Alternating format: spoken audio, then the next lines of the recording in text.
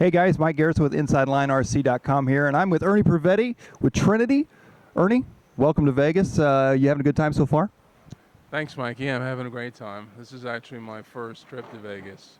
For one reason or another, we just never made the trip, but it's a really great race. Fantastic. Well, we noticed you got a lot of new stuff here on the table, especially the new Monster horsepower. Tell us a little bit about it. The motor was just released, just were approved. Uh, it's got some unique features. We changed our whole sensor board, so the deviation on the sensor board is really low for production, under 1. And it's mounted to an aluminum base, so there's no flex. We're also, I think, the first company to put thermal epoxy in the production motor. The certifieds will do ourselves too, but this has thermal epoxy in it, so you really can't use a temp gun on the motors anymore because it just dissipates so much of the heat. Um, those are the key features of the motor, and we're doing luckily really well with it right now. Right now we're at TQ in all 3 classes that we're running.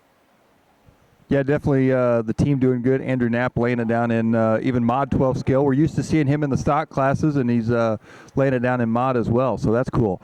Tell us a little bit about, obviously you've got the new Equalizer system sitting out here with the LiPo factory batteries and the sealed motors. A pretty neat idea.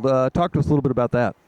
Yeah, we've tried this a few times because I firmly believe there needs to be a bridge between what we're doing here and entry level people, or people that can't afford to buy, high-priced items. They want to get their feet wet. They want to see if they like this hobby and they're going to stay in it. So, we're selling a combo and a normal motor. The Equalizer's uh, non-adjustable timing motor. We changed the stator so it's a little bit faster than the older ones.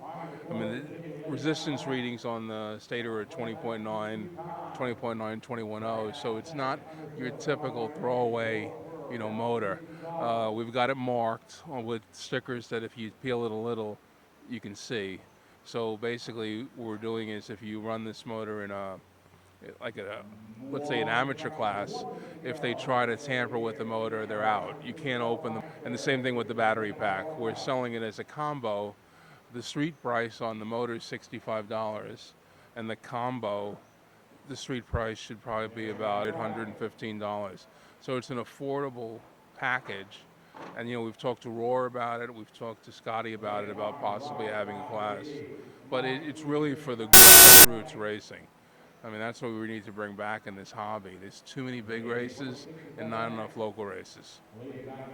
Very cool idea, very cool system, and it looks like as far as the factory batteries go, not just one battery. It looks like you've got several batteries as well. Yeah, and we'll build on the line. Right now we have a couple of 5,000 milliamp with Deans and bullets.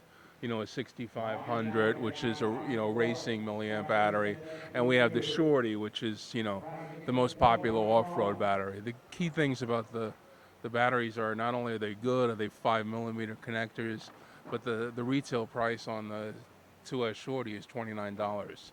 So it's super affordable, and I'll tell you a quick story. When Donnie Leah came here, he built a 235 car. It only fits a Shorty pack. Didn't tell me till he got here. So we had to give him the one Shorty pack we had, which was LiPo Factory. And I think he's 1 or 2 in the class right now. So we're hoping he does good with it.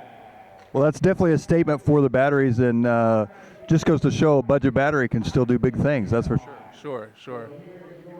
Well, it looks like you guys are doing quite well and lots of good new stuff, and glad to hear you're enjoying Vegas. What do you think about the facility overall, the new track, and the track obviously has some different flair than some of the other tracks that we're used to here in America, the curbs and that kind of thing.